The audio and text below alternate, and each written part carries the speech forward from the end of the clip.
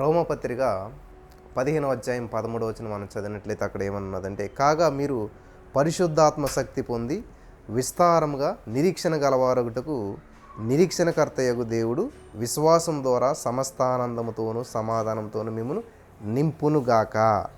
హల్లెలూయా.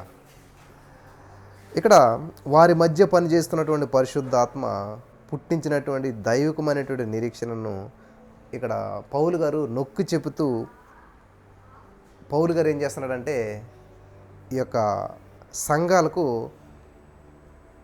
రెండవ ఆశీర్వాదాన్ని ఆయన ఇస్తూ ఉన్నాడు అనమాట. ఇక్కడ శాంతి సమాధానాలకు కర్త ఆయనే, ఆలోచనకు కర్త ఆయనే, మళ్ళీ ఇక్కడ ఏమన్నది నిరీక్షణకు కర్త అంటాడు. ఎప్పుడైతే దేవుని మీద మనం ఆధారపడ్డామో నిరీక్షిస్తాం. నిరీక్షణ అనేది ఏంటంటే, ఇప్పుడు ఫర్ ఎగ్జాంపుల్ మనం ఒక షాపింగ్ మాల్కి వెళ్ళాము, లేకపోతే ఒక మంచి షాప్కి వెళ్ళి ఒక ఫ్రిడ్జ్ కొన్నాం. మనం కొన్న వెంటనే మన ఇంటికి రాదు అది. వాడు చెప్తాడు హోమ్ డెలివరీ ఫ్రీ అని చెప్తాడు, కానీ మీరు కొనిచ్చిన వెంటనే ఇంటికి రాదు అది. 1 అవర్కో లేకపోతే 2 అవర్స్కో నెక్స్ట్ డేకో అది డెలివరీ అవుతుంది. అలా అయ్యేటువంటి సందర్భంలో దానికి ఏం చేస్తాడు, మీరు 20,000 కట్టినా 25,000 కట్టినా ఎంత కట్టినా చిన్న స్లిప్ ఇస్తాడు, వైట్ పేపర్ది. దాని మీద వాడు ఫోన్ నెంబర్ ఉంటుంది, స్టాంప్ వేస్తాడు, అన్నీ ఇస్తాడు. కానీ మనకి ఎంత ఫ్రిడ్జ్ కొంటాం, 5-6 అడుగుల ఫ్రిడ్జ్, కానీ ఎంత పేపర్తో వచ్చేస్తాం, వచ్చేసి హాయిగా ఉంటాం. మనం ఇంటి దగ్గర నిరీక్షణ కలిగి ఉంటాం. ఏంటో నిరీక్షణ, ఆ ఫ్రిడ్జ్ మన ఇంటికి వస్తుంది. ఎప్పుడు ఖచ్చితంగా గంటలో రావచ్చు, 2 గంటలు 3 గంటలు రావటం అయితే పక్క. ఎప్పుడు అదే నిరీక్షణ అనమాట. ఆ నిరీక్షణ దేన్ని బట్టి వస్తుంది మనకని చూసినట్లయితే ఈ స్లిప్ని బట్టి. ఒకవేళ అది రాకపోతే ఇదిగో స్లిప్పు, నేను బిల్లు పే చేసిన అడగటానికి మనకి నిరీక్షణ ఆధారం ఉన్నది. అలాగే ఇక్కడ మీరు చూసినట్లయితే దేవుడు చెప్తున్నాడు, కాగా మీరు పరిశుద్ధాత్మ శక్తి పొంది విస్తారంగా నిరీక్షణ గలవారవుటకు. విస్తారంగా నిరీక్షణ కలిగేవారవుటకు. ఈ రోజున నిరీక్షణ లేకపోవడం వల్లే ఆత్మహత్యలు చేసుకుంటాం మనం. నిరీక్షణ లేకపోవటం వల్లే జీవితాన్ని ముగించాలనుకుంటాం. నిరీక్షణ లేకపోవటం వల్లే ఇంకా నాకు జీవితం వద్దు అని విరక్తి కలుగుతుంది. నిరీక్షణ ఉందనుకో, ఈసారి ప్రయత్నించానా అవ్వలేదు, మళ్ళీ ప్రయత్నిస్తాను, మళ్ళీ ప్రయత్నిస్తాను, ఒకవేళ ఇది అవ్వలేదా ఇంకోటి చూసుకుంటాను. హల్లెలూయా. నువ్వు చదువావు, మళ్ళీ ఫెయిల్ అయ్యావు, మళ్ళీ ఫెయిల్ అయ్యావు. ఓకే, ఈ విషయంలో నేను ముందుకు వెళ్ళిపోతాను కాబట్టి నేను ఒక వ్యాపారం చేస్తాను, లేకపోతే నేను ఇంకో పని చేస్తాను, ఇది సక్సెస్ అవ్వలేదు కాబట్టి. ఇట్లాగ మనం ఏం చేస్తాం, నిరీక్షణ కలిగి ఉంటాం. ఖచ్చితంగా దేవుడు నన్ను ఒక ప్రణాళికతో చేశాడు కాబట్టి నేను నా దేవుని పర్పస్ నేను తెలుసుకునేంత వరకు నేను ప్రయత్నిస్తాను. ఎప్పుడైతే మన పట్ల ఒక దేవుని యొక్క ఉద్దేశం, ఫర్ ఎగ్జాంపుల్ నేను వాక్యం చెప్పటం కదా, అనేక మంది హృదయాలు బలపరచబడుతున్నాయి, అనేక మంది తెప్పరిల్చున్నారు, అనేక జీవితాలు కట్టబడుతున్నాయి, అనేక మంది సమస్య నుంచి విడుదల పొందుతున్నారు. ఎందుకంటే నా పిలుపు ఇది కాబట్టి, నా పిలుపులో నేను వెళ్తున్నాను కాబట్టి. కానీ నా పిలుపు ఇదైనప్పుడు కనీసం దేవుని పనే నేను పాటలు పాడాను అనుకోండి, వినలేరు ఎవరు. నేను పాటలు పాడి యూట్యూబ్లో పెట్టినా, లేకపోతే నేను పాటలు పాడి ఇది మధ్యలో ఒక చరణం పాడితే ఓకే, కొంచెం ఓపిక బట్టి వింటారు మీరు ఎవరైనా. అంతగా నేనే పాటలు పాడుతూ కూర్చున్నాను అనుకోండి, ఎవరు ఉండరు ఇక్కడ. అంత నెమ్మదిగా సర్దుకుంటారు అనమాట. అప్పుడు నేను ఒక్కడే ఉంటాను. ఎందుకంటే నా పిలుపు కాని విషయంలో నేను ముందుకెళ్తే సక్సెస్ అవ్వలేము. అలాగని చెప్పి నా పిలుపు అయినటువంటి విషయంలో నేను ముందుకు వచ్చిన వెంటనే సక్సెస్ అవుతానా, అవ్వను. ఇప్పుడు ఏ వర్తమానాలు నేను 2018 నుంచి చెప్పుకుంటూ వస్తున్నాను. 2, 3, 5 వినేటువంటి వారు అంటే ఫెయిల్ అయిపోయినట్ట. Success is not an accident, it's a process. Success అనేటువంటి వెంటనే వచ్చేసేది. ఫెయిల్ అవుతూ ఉంటుంటాం, లేస్తూ ఉంటున్నాం, లేస్తూ. కాబట్టి అలా ప్రయత్నించగా ఖచ్చితంగా సక్సెస్ అవుతాం. కానీ దేవుడు నీ పట్ల ఏది ప్రణాళిక పెట్టాడో ఆ ప్రణాళిక తెలుసుకొని అందులో నువ్వు ప్రయత్నిస్తే సక్సెస్ అవుతావు. సో ఎవరు చేయవలసిన పని వాళ్ళు చేయాలి. మనకేమో స్వరం ఇవ్వడం, మనకు పాటలు పాడే వరం లేదు, పాటలు పాడే తలాంత మనకు లేదు. కానీ నేను పాడతానని స్టేజ్ ఎక్కమనుకోండి, నేను పాడతాను ముందుకెళ్ళాను అనుకోండి, ఫెయిల్.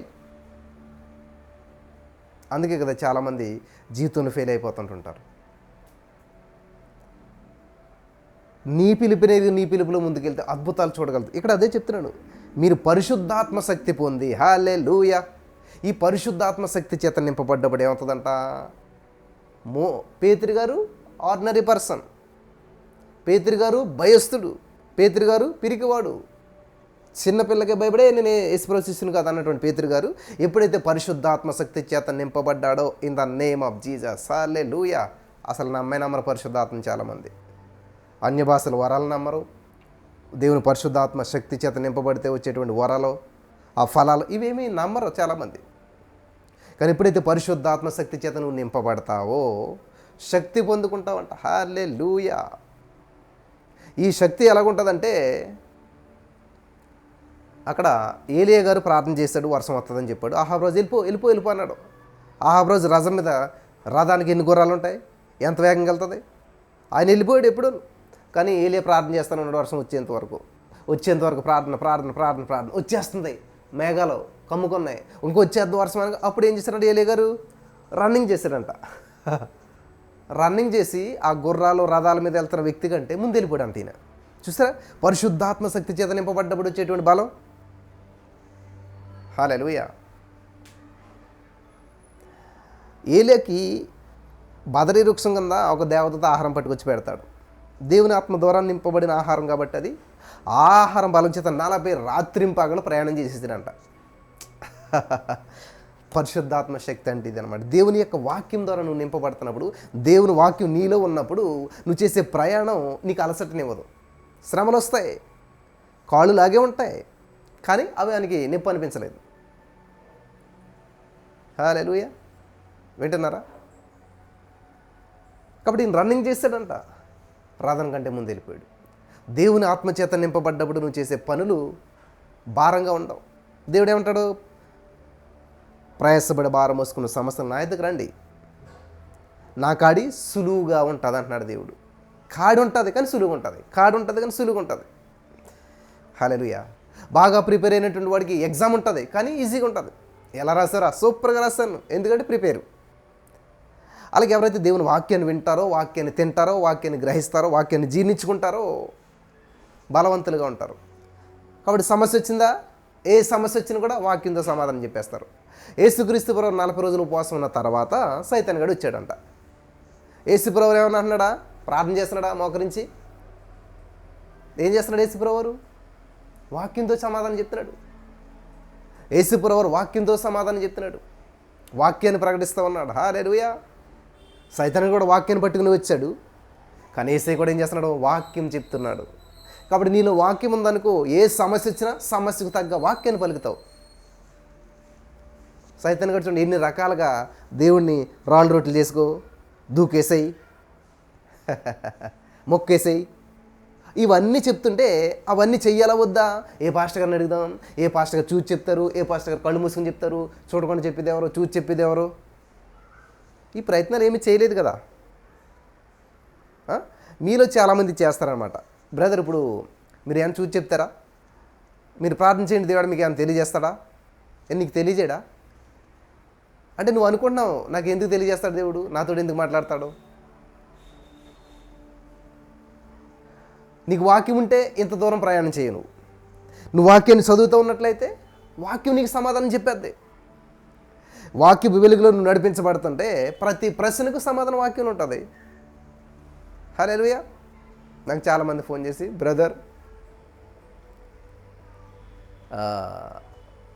చాలా భయం అనిపిస్తుంది. ఎందుకమ్మా అంటే, పరిస్థితి ఎవని మనసు నా మీద అనుకుంటుందో వాడు పూర్ణ శాంతి గలవానిగా ఉంటాడు. పరిపూర్ణ ప్రేమ భయాన్ని వెళ్ళగొడుతుంది. వాక్యాలు ఇవన్నీ, ఈ వాక్యాలు తెలిసినప్పుడు నువ్వు పరిపూర్ణంగా ప్రేమిస్తున్నావమ్మా అని అడిగాను అనుకో, ఆ ప్రేమిస్తున్నాను. మరి వాక్యానికి విరుద్ధంగా నువ్వు ఉన్నావు కదా. నువ్వు పరిపూర్ణంగా ప్రేమిస్తే భయాన్ని వెళ్ళగొట్టేస్తుందంట. భయం పారిపోతుందంట. భయానికి తావులేదు. పరిపూర్ణంగా ప్రేమిస్తే నీలో పరిపూర్ణంగా ప్రేమ ఉన్నది, భయం వచ్చి ఎక్కడ చేరుతుంది? అవకాశం లేదు. బాటిల్ నిండా వాటర్ నింపేసావు, అందులో ఇంకేం వేస్తావు? వేయలేవు కదా. అర్థమవుతుందా మీకు? బాటిల్ నిండా నింపేసావు, ఇంకేమైనా వేద్దానంటే ఏం వేస్తావు? ఏమీ లేవు అందులో. అలాగా పరిపూర్ణంగా దేవుణ్ణి ప్రేమించేస్తున్నావు, నీ ప్రేమ చేత నీ హృదయం నిండిపోయింది. దేవుని ప్రేమించే విషయంలో నీ మనసు అంతా నిండిపోయింది, ఇంకా నీకు భయం ఎక్కడి నుంచి వస్తుంది? భయానికి నీ దాంట్లో నీ హృదయంలో తావు ఎక్కడుంది? ఒకవేళ భయం నీ హృదయం దాకా వచ్చినా కూడా ఆల్రెడీ ఫిల్ అయిపోయింది ఇది. దేవుని ప్రేమించే విషయంలో ఫిల్ అయిపోయింది హృదయం. పరిపూర్ణంగా దేవుని ప్రేమిస్తుంది ఈమె, కాబట్టి భయానికి ఎంట్రన్స్ లేదు.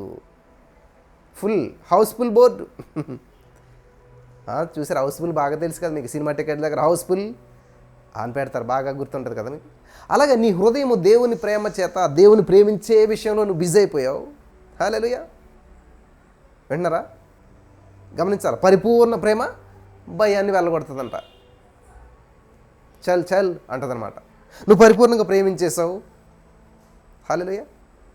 దేవుని వాక్యం చేత నువ్వు నింపేసుకున్న హృదయం అంతా కూడాను. అప్పుడు భయం నిన్ను భయపెడతకు భయం వచ్చిందనమాట. నీ తలుపు తాడుతూ ఉంది. తట్టదు ఇంకా. హౌస్ఫుల్ బోర్డు పెట్టేస్తాను. నేను యేసయ్యని ప్రేమించే పనిలో బిజీగా ఉన్నాను, నా యేసయ్యని నేను ప్రేమించుకుంటూ ఉన్నాను. హల్లెలూయా. అర్థమవుతుందమ్మా? ఇక నీకు జీవితంలో భయమే ఉండదు. ఎందుకుంటుంది? ఏమో బ్రదర్, మా పిల్లడు ఎగ్జామ్ ఎలా రాసాడు భయం వేస్తుంది, మా ఆయన ఇల్లుడు కానీ ఇంటికి రాలేదు ఇంకా భయం వేస్తుంది, వ్యాపారం ఇలా చేస్తాం కానీ ఏమవుతుంది భయం వేస్తుంది. నువ్వు పరిపూర్ణంగా దేవుని ప్రేమిస్తే ఏం భయపడవు. ఒకవేళ నీ వ్యాపారం సర్వనాశనం అయిపోయిందా, యోబు గారిని గుర్తు తెచ్చుకో. సర్వనాశనం అయి పెంట మీద కూర్చున్న యోబుని దేవుడు ఏం చేశాడు? రెండంతలు ఆశీర్వదించాడు. హల్లెలూయా. కాబట్టి నువ్వు దేవుని ప్రేమించే విషయంలో బిజీగా ఉన్నావు లేదా? నీ హృదయం పరిపూర్ణంగా దేవుని ప్రేమిస్తున్నావు లేదా? పరిపూర్ణంగా. No more questions. ఇంకా ప్రశ్నలు వేయొద్దు. ఇది తెలియకపోవడం వల్ల చాలామంది గందరగోళానికి గురైపోతున్నారు. ఏది జరగనివ్వండి, రోమ 8:8 పట్టుకోండి. ఏమంటుంది అక్కడ? తనను ప్రేమించి వారికి సమస్తం సమకూడి మేలుకరంగా జరుగుతుంది. ఇదిగో నేను తెలుసో తెలియకో తప్పు చేశాను, హల్లెలూయా, పొరపాటు చేశాను, దేవుడు క్షమిస్తాడా? ఖచ్చితంగా క్షమిస్తాడు. మళ్ళా తప్పు చేయమని కాదు. దేవుడు నిన్ను క్షమించక నిలబడి దాని మీద పట్టుదల కలిగి ఉండు. దాని గురించి ఆలోచించొద్దు. గతంలో వ్యభిచారం చేసావా? No problem. 100 మందితో తిరిగావా? No problem. యేసయ్య దగ్గరికి వచ్చేస్తే నిన్ను కడిగేస్తాడు సబ్బుతోటి శుభ్రంగా, క్లీన్. ఎవడైనా క్రీస్తునందున్న ఎడలా వాడు నూతన సృష్టి. నీతో తిరిగిన వాళ్ళు నరకానికి పోవచ్చు, కానీ నువ్వు మాత్రం దేవుని చేత శుద్ధీకరించబడ్డావు, కడగబడ్డావు. నువ్వు దేవుని రాజ్యానికి వారసుడు అయిపోతావు. ఇంకా దాన్ని వెనక్కి తిరిగి చూడొద్దు, దాని గురించి ఆలోచించొద్దు. వెనకటివన్నీ మరచి ముందున్న కాటు వరకు వేగంగా పరిగెట్టాలంట. కాబట్టి గతాన్ని విడిచిపెట్టేసేసేయి. మంచి భవిష్యత్తును కలిగిండు, మంచి యేసయ్య ప్రభువు వారు చూస్తూ ముందుకెళ్ళిపో. హల్లెలూయా. కాబట్టి మీలో ఎంతమంది భయపడుతున్నారో పెళ్ళి అవ్వలేదని, వివాహం అవ్వలేదని, ఉద్యోగం రాలేదని, కదా ఇలా చాలా చాలా భయాలతో జీవిస్తున్నట్లయితే ఈ రోజున పరిశుద్ధాత్మ దేవుడు మీతో చెప్తున్న మాట ఏంటి తెలుసా? ఎవరు కూడా జాగ్రత్తగా వినాలి. దేవుని ప్రేమించే పనిలో బిజీగా లేనటువంటి వారు, దేవుని వాక్యాన్ని హృదయంలో నింపుకోవాలనేటువంటి వారు, ఎక్కడో వెళుతున్నటువంటి వారు, ఎక్కడో ఖాళీ ఉన్నటువంటి వారికి ఏమవుతుందంట? వాడు కాసు కూర్చుంటాడు, ఎవరిని మిరిగిదానా అన్నట్టు సైతానుగాడు. కాబట్టి నీకు ఎక్కడైతే ఆ గ్యాప్ దొరికిందో, ఎక్కడైతే ఆ యొక్క లోటు దొరికిందో వెంటనే ప్రవేశిస్తాడు. ఇది నిజమా అంటాడనమాట.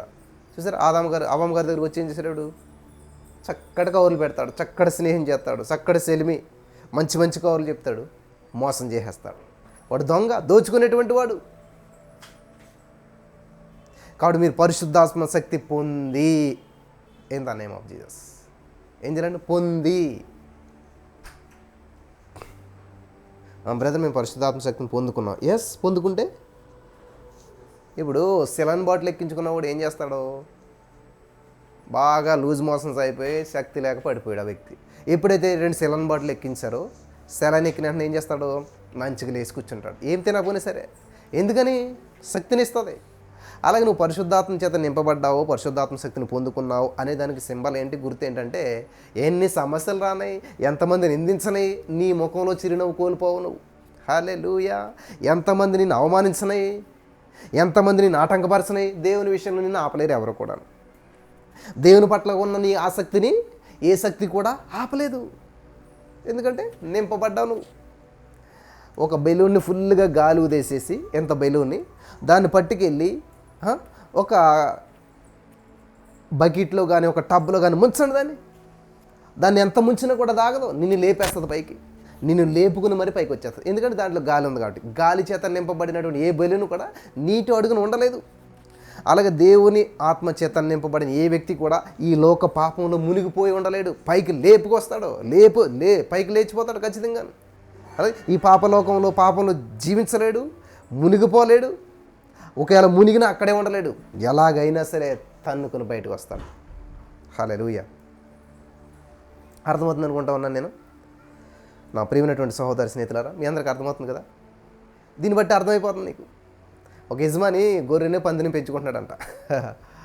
రెండాటికి శుభ్రంగా స్నానం చేయించాడు, మంచి మంచి బట్టలు వేసాడు, రెండాటికి మెడలో చైన్లు వేసాడు, చక్కగా వాటిని తీసుకుని వెళ్తా ఉన్నాడంట. కానీ ఒక కాలువ దాటవలసి వచ్చింది. కాలువ మీద ఒక వంతెన ఉంది, అది చిన్న వంతెన. ఏమైందంటే ఆ వంతెన దగ్గర ఏమైందంటే కాలు జారి ఈ రెండు కూడా బురద గుంటలో పడిపోయి, పంది గొర్రెపిల్ల. ఎప్పుడైతే బురద గుంటలో పడ్డదో ఈ గొర్రెపిల్లకి ఆ ఓసన పడక కాళ్ళు కొట్టుకుని వేళ్ళు కొట్టుకుని అలా కొట్టుకుని ఎలాగైతే ఆ గోతులోంచి పైకెక్కేసేసి మొత్తం అంతా దులుపుకొని యజమాని దగ్గరికి వచ్చిందంట.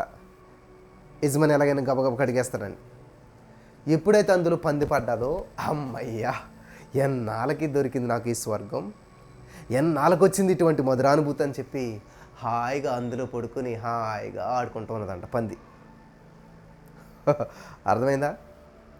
చాలామందికి ఇది కనెక్ట్ అయి ఉంటుంది అన్నమాట.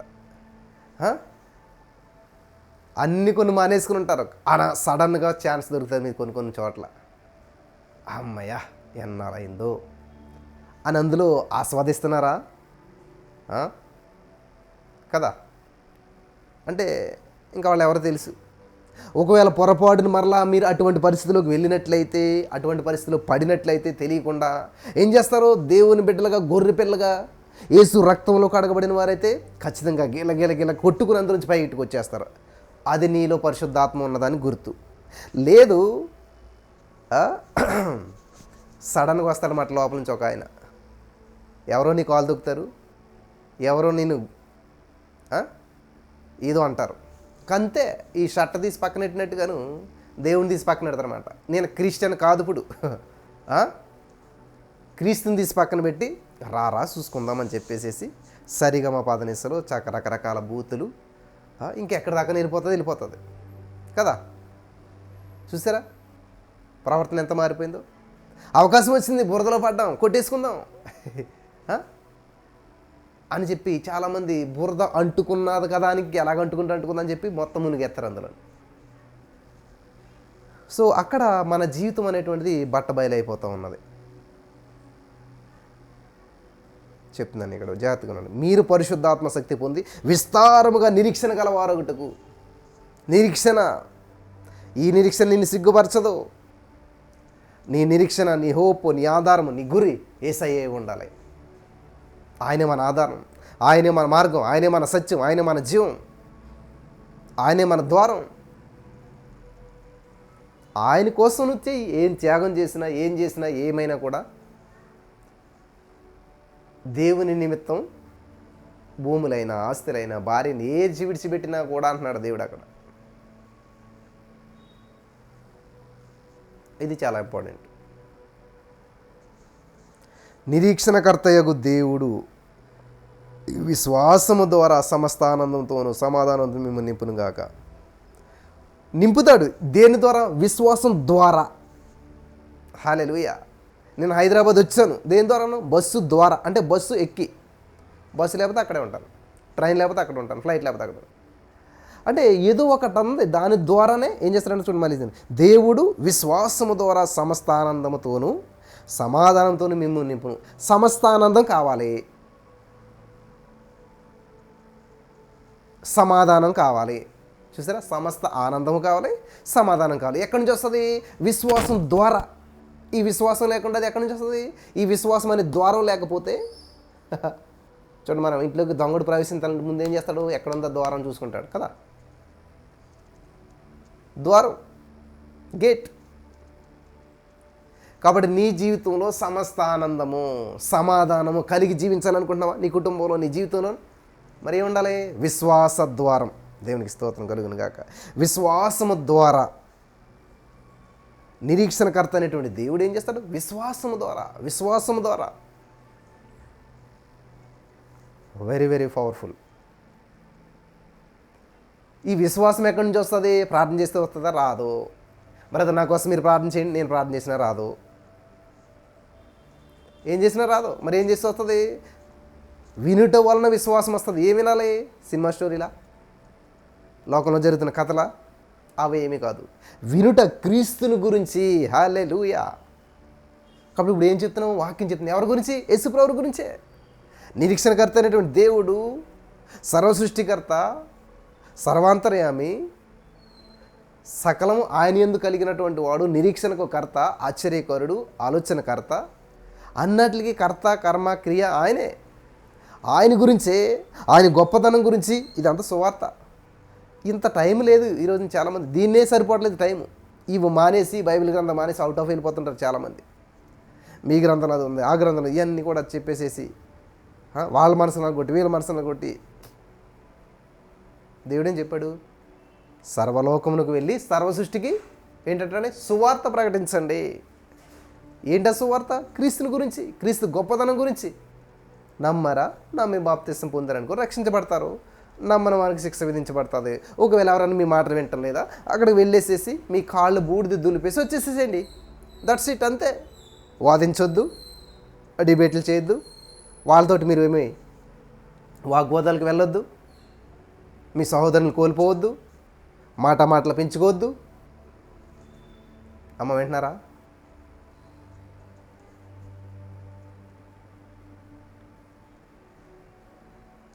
ఈ లోకంలో ఏంటంటే ఎదుటి వ్యక్తిని ఓడితే మనం గొప్ప అనుకుంటాం. కానీ దైవికమైనటువంటి విషయాల్లో దేవుడు ఏం చెప్తాడంటే, నువ్వు ఓడిపో, నోరు మూసుకొచ్చో. నువ్వు చూస్తారా? మనకు బయట ఏంటి? శత్రువుని సంహరించమంటుంది, దుష్ట శిక్షణ. కానీ దేవుడు ఏమంటాడు? శత్రువుని ప్రేమించు, క్షమించు. ఎంత గొప్పడండి మన దేవుడు. హల్లెలూయా.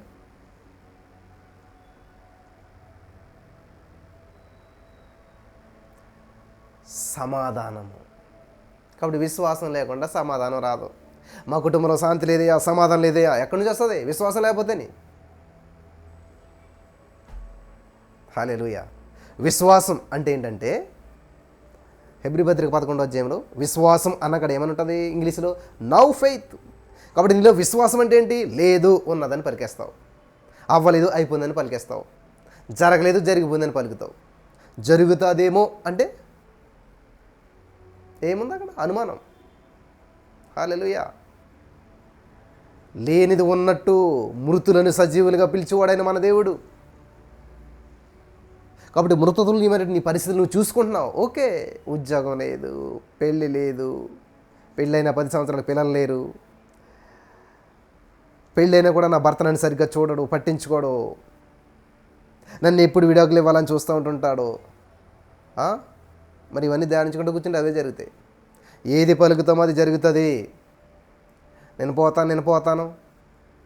జాగ్రత్త మాటలు, కేర్ఫుల్. నేను 120 సంవత్సరాల వరకు ఆరోగ్యంగా జీవిస్తాను. హల్లెలూయా.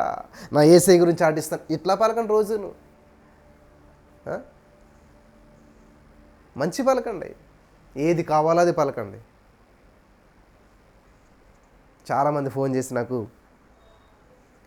బాబు మా వయసులో నువ్వు చాలా చిన్నోడు, కానీ 20-25 సంవత్సరాల బట్టిగా మేము దేవుణ్ణి నమ్ముకున్నాం, కానీ ఇప్పుడు తెలిసింది మాకు అసలైన విషయం. ప్రార్థన ఎలా చేయాలి, ప్రభు దగ్గరికి ఎలా వెళ్ళాలి, ప్రభుని ఎలాగ అర్థం చేసుకోవాలి, ప్రార్థన విధానం ఏంటి, మనం దేవుని దగ్గర నుంచి ఎలాగా దాన్ని తీసుకోవాలి, ఎలాగ అనుభవించాలి, ఇవన్నీ ఇప్పుడు తెలుసుకున్నాం మేము. చాలా సంతోషం అనిపిస్తుంది. జీవితం పట్ల ఒక నిరీక్షణ కలిగి ఉన్నాం. మాకున్న సమస్యల్లో కూడా సంతోషాన్ని కలిగి ఉండగలుగుతున్నాం. అంటే కారణం నిరీక్షణ. విశ్వాసం ద్వారా ఆ నిరీక్షణ వచ్చింది మాకు. నిరీక్షణకర్తనటువంటి దేవుడు మాకు సమాధానం ఇచ్చాడు. హల్లెలూయా. సమస్త ఆనందాన్ని ఇచ్చాడు. అంతే కదండి. నీకు ఎన్ని సమస్యలు గందరగోళాలు ఉన్నా శాంతి సమాధానాలతో ఉన్నట్లయితే ఎటువంటి సమస్యనైనా కూడా నువ్వు జయించగలుగుతావు. ఎగ్జామ్ హాల్లోకి వెళ్ళినటువంటి వాడికి ఏ టెన్షన్ లేకుండా వాడు మనసు పీస్గా ఉన్నదంటే తెలియని క్వశ్చన్ ఇచ్చినా కూడా దాని ఆన్సర్కి వాడు ఆలోచించగలుగుతాడు. ఆమేన్. కాబట్టి ఎప్పుడైతే శాంతి సమాధానకర్త అనేటువంటి దేవుడు నువ్వు కలిగి ఉన్నావో, నీకు అనుకోని సంఘటన ఎదురైనా సరే, భయంకరమైన పరిస్థితులు నీ మీదకి వచ్చి పడ్డా సరే, in the name of Jesus, దేవుని యొక్క వాక్యం నీలో ఉంది కాబట్టి, పరిశుద్ధాత్మ శక్తి చేత నువ్వు నింపబడ్డావు కాబట్టి ఏం చేస్తారంటే సత్యస్వరూపైన ఆత్మ మీలోనికి వచ్చి ఆయన మిమ్మల్ని సర్వసత్యంలోనికి నడిపిస్తాడు. పరిశుద్ధాత్మ దేవుడు మనలోనికి వచ్చాడంటే, పరిశుద్ధాత్మ దేవుడు మనలో ఉన్నాడంటే ఊహింప సఖ్యము కానీ మూలుగులతో ఆయనే మన పక్షంగా ప్రార్థన చేస్తారంట. ఎందుకంటే యుక్తంగా మనకి ఎలాగ ప్రార్థన చేయటమో తెలియదు కాబట్టి మనం చేయవలసిన పనులు ఆయన చేస్తాడంట. నా చిన్న కూతురు ఇందాక ఒక ప్రార్థన చేస్తుంది, ఏసయ్యా నా ఎగ్జామ్స్కి నువ్వే చదువుకో, నా ఎగ్జామ్స్ కూడా నువ్వే రాసుకో. ఏసే చదువుకొని గుర్తుపెట్టుకోవాలంట, ఎగ్జామ్ కూడా ఏసే రాయాలంట. ఎంత తెలివితే అట్లా అయిపోయి చూసారా. పరిశుద్ధాత్మ దేవుడు ఏం చేస్తారంట, తానే మన పక్షంగా మనకు యుక్తంగా ఎలాగ ప్రార్థన చేయటమో తెలియదు కాబట్టి నిజంగా నా కూతురు చేసింది కరెక్ట్ అనిపించింది ఇందాక. కానీ అట్లా చేయకుండే పరిశుద్ధాత్మ దేవుడు ఇచ్చంట మన పక్షాన విజ్ఞాపన చేస్తారంట. ఊహింప సఖ్యము కాని మూలుగులతో ఆత్మ తానే మన పక్షంగా విజ్ఞాపన చేస్తారంట. ఎందుకంటే మనకి ఎలా ప్రార్థన చేయాలో తెలియదు.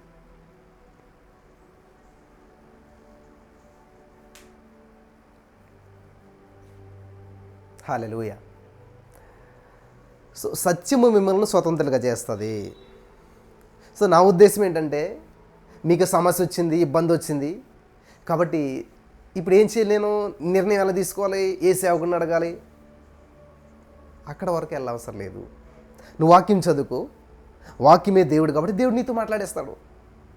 వాక్యం ద్వారా దేవుడు నీతో మాట్లాడతాడు. హల్లెలూయా. ఆ వాక్యాన్ని గ్రహించు. వాక్యమే దేవుడు అంట కదా. కాబట్టి ఆయన వాక్యం ద్వారా నీతో మాట్లాడతాడు, నీ సమస్యకు సొల్యూషన్ ఇస్తాడు. కాబట్టి నీకు ప్రతికూల పరిస్థితులు ఎదురవ్వయి, గందరగోళమైన పరిస్థితి ఎదురైంది, దేవుని వాక్యాన్ని పట్టుకో, చదువుకో, వాక్యం చేత నింపేసుకో. ఎప్పుడైతే వాక్యం నీలో నింపబడిపోయిందో నీ హృదయం అంతా గుండె నిండా యేసు ఉంటే కన్నీళ్ళే ముత్యాలు. 2000 సంవత్సరంలో క్యాసెట్, అది రేడియోలో పాట వస్తుంటే ఎలాగీ పాట ఎక్కడి నుంచి వస్తుంది అని చెప్పి నేను ఏం చేస్తానంటే లెటర్ రాసాను రేడియోలో. అప్పటికి క్యాసెట్లు అమ్మేవారు అనమాట, రీల్ క్యాసెట్లు. ఆ క్యాసెట్ రప్పించుకుని ఆ క్యాసెట్ టేప్ రికార్డులో వేసుకుని దాన్ని అంతా కూడా రాసుకుని ఆ 2007 సంవత్సరంలో మా కాలేజీలో ఒక ఫంక్షన్ జరుగుతుంటే, ఫేర్వెల్ ఫంక్షన్లో క్రిస్మస్ అప్పుడు పాడిన పాట నేను, గుండె నిండా యేసు ఉంటే కన్నీళ్ళే ముత్యాలు. తర్వాత ఇప్పుడు అది యూట్యూబ్లో ఫేమస్ అయ్యింది, పైకి వచ్చింది అనుకోండి పాట. కానీ ఈ పాట 25 years బ్యాకే దేవుడి మహాకృపను బట్టి అది రేడియోలో రావటం, దాన్ని రాసుకోవటం జరిగింది. ఎంత అద్భుతంగా ఉంటుందండి ఆ పాట అసలని. గుండె నిండా నిండా నిండా, అర్థమైందా? హాఫ్ కాదు, పావు కాదు, నిండా. గుండె నిండా యేసు ఉంటే కన్నీళ్ళు అంట, ముత్యాలు అంట. నీ గుండె గుడిలో యేసయ్య ఉంటే దుఃఖమైన కూడా సంతోషమేనంట. కాబట్టి ఈరోజు నీకు దుఃఖంలాగా కనిపిస్తుందా? నీ కన్నీళ్ళలాగానే కనిపిస్తున్నాయా? అయితే నీ గుండెలో యేసయ్య లేడు. యేసయ్య ఉండటం అంటే ఎలా ఉంటాడో? మనిషిలాగా వచ్చి ఉంటాడా? యేసయ్య ఉండటం అంటే వాక్యం ఉండటం, వాక్యమే దేవుడు కదా. కాబట్టి నీ గుండె గుడుల్లో, నీ గుండె నిండా, నీ హృదయం నిండా వాక్యం ఉంటే, హృదయం నిండిన దాన్ని బట్టి నోరు మాట్లాడుతుందంట. హృదయంలో దేవుడు ఉన్నాడు అనుకో, దేవుడు మాట్లాడతాడు, అంతే కదా. నీ గుండె నిండా, నీ హృదయం నిండా దేవుని వాక్యం ఉందనుకో, నువ్వు మాట్లాడే ప్రతి మాటలో ఏముంటుంది? వాక్యం ఉంటుంది. అంటే ఏమొస్తుంది? నువ్వు మాట్లాడే ప్రతి మాట దేవుడే వస్తాడు బయటికి. నీ మాటల నుంచి దేవుడు బయటికి వెల్లడవుతాడు. ఎంత సత్యం అని తెలుసా? బ్రదర్ మేము చదువుకోలేదు బ్రదరు, మరి మాకు ఎలాగా, మాకు తెలియదు బైబిల్. ఆహా, ఎన్ని బూతులు తెలుసు మీకు? అబ్బో, నాన్న స్టాప్లో తిరుగుతారు కదా బూతులు. మరి చదువుకోలేని బూతులు ఎక్కడొచ్చాయి చెప్పాలి. మీరు చదువుకోవాలని వాళ్ళకి ఒక ₹1,00,000 ఇచ్చినా 10,000 ఇచ్చినా మొత్తం లెక్క పెట్టేసేసి ఎన్ని పదులు అన్నీ చెప్పేస్తుంటారు. మరి అది ఎక్కడొచ్చాయి? అంటే మీకు చదువు లేదన్నదే పొరపాటు ఇక్కడ.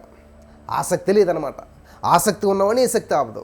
కాబట్టి నీకు ఎన్ని డబ్బులు ఉంటాయి, ఎన్ని వందలు, ఎన్ని వేలు అన్ని తెలిసేసుకోవాలని చెప్పి ఆసక్తి ఉంది కాబట్టి చదువుతో సంబంధం లేకుండా నేను తెలిసేసుకున్నావు. వినాలి జాగ్రత్తగా కదా. చదువు లేదు కానీ దేశ విదేశాలు వెళ్ళి పనిచేసుకుంటారు, ఫ్లైట్లు ఎక్కుతారు, అక్కడ జీతాలన్నీ భాష రాదు, భాష నేర్చేసుకుంటారు. మరి బైబిల్ ఎందుకు నేర్చుకోవట్లేదు? చూసారు ఎంత ఈజీగా తప్పించేసుకుంటున్నారో. నేను తప్పించుకొని ఉన్నా అలాగా. చదువు లేకపోయినా, నోట్లు అక్షరం ముక్క లేకపోయినా ఫ్లైట్లు ఎక్కి దేశాలు వెళ్ళి అక్కడ సంవత్సరాలు పని చేసుకుని డబ్బులు సంపాదించుకుని భూములు కొని ఇల్లులు కట్టి అన్ని చేసినటువంటి మీరు మరి దేవుడి విషయంలో చదువు లేదండి, ఎంత ఈజీగా చెప్పేస్తున్నారు షాకు. మాకు బైబిల్ చదవడం రాదండి, వాక్యం మాకు చదవలేమండి, వాక్యం మాకు గుర్తుండదండి. అయిపోయింది కదా. ఇప్పుడు అర్థమైందా? నాకు ఆసక్తి లేదండి, నాకు బైబిల్ అంటే అంత ఇంట్రెస్ట్ లేదండి అని చెప్పండి. అంతేగాని నాకు చదువు లేదు, చదువు అడ్డేం కాదు, చదువుతో సంబంధమే లేదు. హల్లెలూయా. కాబట్టి చాలామంది ఏమనుకుంటారు, తెలివైన వాళ్ళు అనుకుంటారు. తెలివితేటలను ఉపయోగించి దేవుని దగ్గర మనం ఏమి చేయలేం ప్రియులారా. మనం ఎప్పుడు బలహీనలమో అప్పుడు బలవంతులంగా దేవుడు వాడుకుంటాడు. హల్లెలూయా. బలపరచబడ్డారా? అమూల్యమైనటువంటి విషయాలు దేవుడు మనకు నేర్పుతూ వచ్చున్నాడు. Thank you Jesus. పరిశుద్ధాత్మ యందల ఆనందంతో జీవించాలి మనం. నింపండి, హృదయాన్ని నింపండి. కొన్ని వాక్యాలు పెట్టుకోండి హృదయంలోను. వాక్యాలతో పలకడం నేర్చుకోండి, వాక్యానుసారమైన ప్రార్థన నేర్చుకోండి, వాక్యంతో ఎత్తుబట్టి ప్రార్థించడం నేర్చుకోండి. Thank you Lord, thank you Jesus. వింటున్నారా? చాలా powerful. Words are very powerful. నువ్వు మాట్లాడావా? క్షేమాభివృద్ధి కలుగు చేసుకున్నట్లుగానే మాట్లాడాలంట. క్షేమకరమైనట్టు ఏది మాట్లాడండి, మంచి మాట్లాడండి, మంచి ప్రకటించండి. అనవసరమైన మాటలు మాట్లాడొద్దు, అనవసరమైన మాటలు ప్రకటించొద్దు.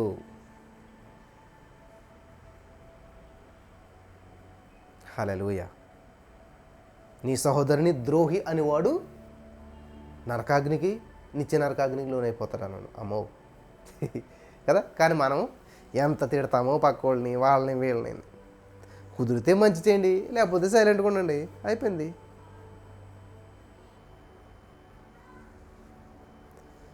హల్లెలూయా. నా ప్రియమైనటువంటి సహోదరి స్నేహితులరా, ప్రభు కార్యాభివృద్ధి ఎందు ఎప్పటికీ ఆసక్తులై ఉండండి. దేవుని సన్నిధిలో మనం చేస్తున్నటువంటి ఏది కూడా వృధాకపోదు. కాబట్టి దేవుడు నిన్ను ఒక పిలుపుతో పిలిచాడు, నీ పట్ల ఒక ఉద్దేశం ఉన్నది. ఆ ఉద్దేశం ఏంటి దేవా? తెలియజేదేవా. ఎఫెసీ 1:17-19 వరకు ఉన్న ప్రార్థన ప్రకారం నా మనునేత్ర వెలిగించేదేవా, నా పట్ల నీ ప్రణాళికను నెరవేర్చినందుకు వందనాలు. 120 సంవత్సరాల ఆయుష్నిచ్చినందుకు వందనాలు. నాలో ఉన్న ఏ అధికారులు మొదలుకొని నన్నెత్తు వరకు ఏ సమస్య ఉన్నా అన్నిటిని తీసివేసావు, అన్నిటికి వెల చెల్లించావు.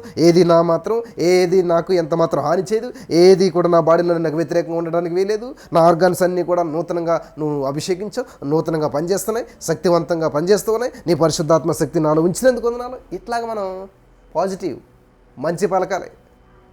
ఇప్పుడు ఏదో యూట్యూబ్లో అట్లా వస్తున్నాయి కదా పాజిటివ్ ట్రైనింగ్, మీ పలికితే జరిగిపోతుంది, పదే పలకండి. అది ఇది ఒకటేనా? కాదు. దానికి ఆధారం ఏంటి? ఏమీ లేదు. దీనికి ఆధారం ఏంటి? వాక్యం. యేసయ్య ఆధారం దీనికి.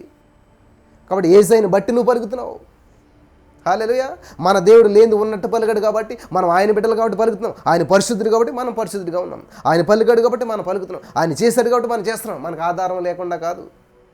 కాబట్టి ఈరోజు లోకమంతా కూడా ఇది సైన్స్ అది ఇదని చెప్పి మీరు ఏదైతే కావాలనుకున్నారో పదే పలకండి, అది అలాగైపోతారు, అవుతారు కొంతమంది. ఆధారం ఏంటి? ఏ దారం లేదు. ఏ దారం లేనటువంటి గాలిపటం పైకి వెళ్తుంది, కానీ ఎక్కడ నిలబడుతుంది?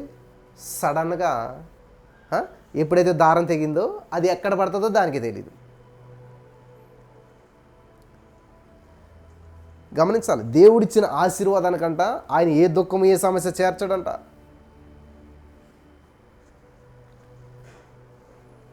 దేవుని ద్వారా దేవుని నుండి పొందుకోవటం మనం నేర్చుకోవాలా. దేవుడు లేనటువంటి ఏ ఆశీర్వాదమైనా సరే, ఏ జ్ఞానమైనా సరే అది నీకు ఏమాత్రం క్షేమకరం కాదు. దేవుడు లేనటువంటి ఏదైనా సరే అది నీకు మాత్రం ఏమాత్రం క్షేమకరమైనటువంటిది కాదు. Thank you Holy Spirit. Hallelujah. నీకే మాత్రం క్షేమకరమైనటువంటిది కాదు అని నేను ప్రభు పేరట మీకు తెలియజేస్తూ ఉన్నాను. ఈరోజు నీ మాటలు వింటున్న ప్రియమైనటువంటి సహోదరి స్నేహితులారా,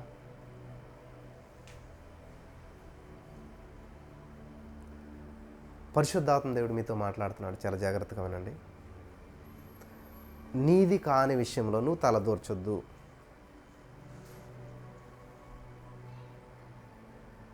దేవుడు నీకు ఇచ్చిన పిలుపులో నువ్వు ముందుకెళ్తే అది నీకు ఆశీర్వాదకరమే అనేక మందిగా. ఇప్పుడు దేవుడు నాకు ఇచ్చిన తలాంతు వాక్యం ఎంతసేపు అయినా చెప్పేస్తాను. నైట్ అంతా చెప్పమని చెప్పేస్తాను.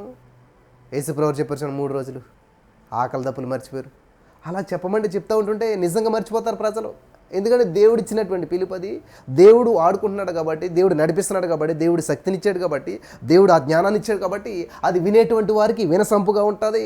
వినేటువంటి వారి జీవితాలు మార్చబడతాయి. వినేటువంటి జీవితాలు పెను మార్పులు సంభవిస్తాయి. అనేక జీవితాలు కట్టబడతాయి. అనేక మంది బలపరచబడతారు. అది దేవుని యొక్క ఉద్దేశం. అది దేవుడు నడిపించిన నడిపింపు. కాబట్టి నేను చెప్పట్లేదు. మంచి పనే, కానీ అది అందులో నీ యొక్క పిలుపు లేకపోతే. ఇప్పుడు నేను ఒక చర్చ్ దగ్గర ఒక చైర్ చేసే పనిలో నేను నిపుణత కలిగినట్టు వ్యక్తిని టక చేయగలుగుతాను. ఎస్, ఆ పని చేసినటువంటి వ్యక్తికి, వాక్యం బోధించిన వ్యక్తికి సమానంగా ఫలం ఇస్తాడు దేవుడు. నేను చేస్తాను. చైర్ చేసిన పనులు ఉన్నాయి, మ్యాథ్స్ చేసిన పనులు ఉన్నాయి, చీపురిచిని తుడిసిన పనులు ఉన్నాయి. చేశాను అవన్నీ కూడా. చేయలేదని చెప్పట్లేదు. అవి చేయకుండా ఇక్కడికి రాలేదు. వాటిలో నమ్మకత్వాన్ని చూపించాం కాబట్టి దేవుడు ఏం చేస్తాడు, స్టేజ్ పెంచుతూ వస్తాడనమాట. ఓ చీపురి బాగా తుడిసావు కదా, నువ్వు చైర్స్ చెయ్యి. చైర్స్ బాగా వేసావు కదా, వచ్చిన వాళ్ళకి వెల్కమ్ చెప్పు. వచ్చిన వాళ్ళకి వెల్కమ్ బాగా చెప్పావు కదా, కొంచెం నువ్వు ముందుకెళ్ళి, ఇంకొంచెం ముందుకెళ్ళి, ఇంకొంచెం స్టేజ్ ఎక్కు, ఇంకొంచెం స్టేజ్ ఎక్కు. హల్లెలూయా. ఇక్కడ దాకా రా. చూసారా, స్టెప్స్ ఉంటాయి దేవుని సన్నిధిలో. లిఫ్ట్స్ ఉండవు. ఎక్కి కూర్చుని నొక్కెత్తి పైకి వెళ్ళిపోవటం అట్లా ఉండదు. Step by step. ఇది కావాలంటే ఇదే కలిగి ఉండాలంట. ఏముండాలి?